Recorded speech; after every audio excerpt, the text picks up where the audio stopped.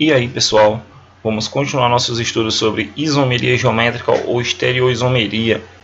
Ontem trabalhamos a isomeria cis-trans ou isomeria geométrica. É quando tu tem aí um alceno, onde essa ligação dupla e esses carbonos sp2, eles apresentam essa ligação π e a sobreposição dos seus orbitais p e obstrui a rotação da ligação, né? Não existe uma rotação aqui dos grupos ligantes, assim como acontece na ligação simples, tá ok?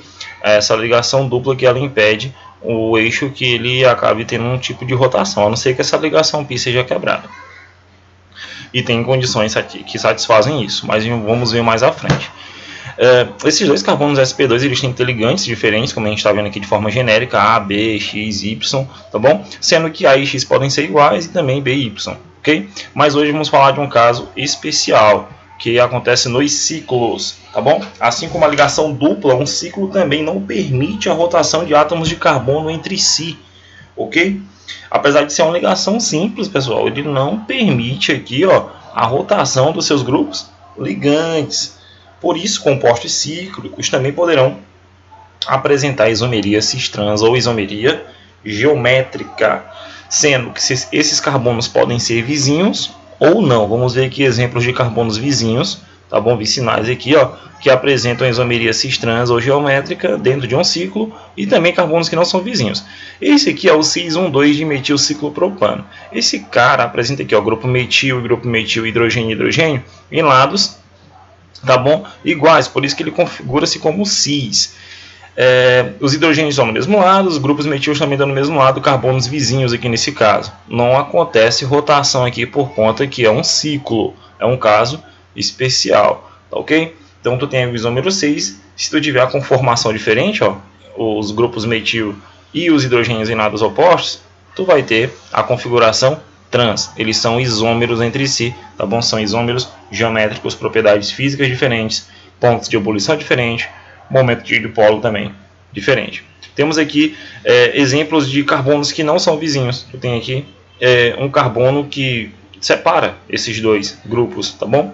E aí tu tem, ó, ligantes também que satisfazem a isomeria e ele apresenta lados iguais, isômero cis, lados opostos, isômeros trans, tá bom? Isômero trans. São isômeros entre si, propriedades físicas diferentes, pontos de ebulição diferentes, momento de dipolo também é diferente, ok?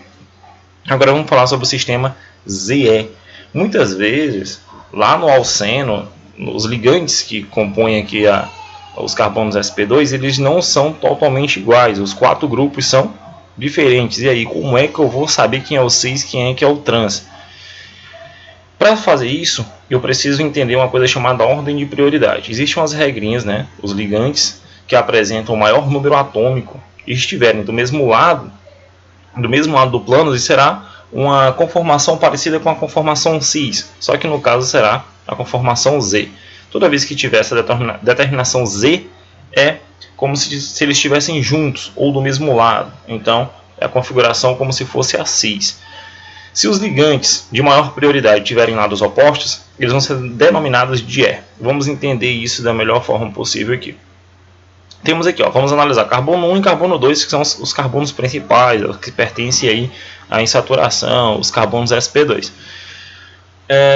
Nesse carbono 1, quem é que é a prioridade? O cloro ou o bromo? A prioridade é aquele que tem o maior número atômico ligado ao carbono. Se tu for olhar na tabela periódica, o bromo ele tem um número atômico maior do que o do cloro. Então ele é a prioridade, tá ok? Por ter um número atômico maior. No carbono 2, o ligante com maior prioridade é o CH3, pois o número atômico do carbono é maior do que desse hidrogênio aqui, ó, tá bom? É o ligante que está aqui ligado ao carbono 2 e não o grupo inteiro, ok?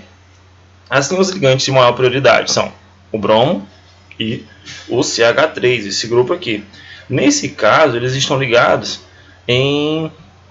já vou colocando aqui as anotações para vocês, tá bom? Eles estão ligados em lados opostos. Tu traçar um eixo imaginário, como eu falei na última aula, os grupos de maior prioridade eles estão em lados opostos. Então eles vão configurar como se eles fossem configurar o isômero trans.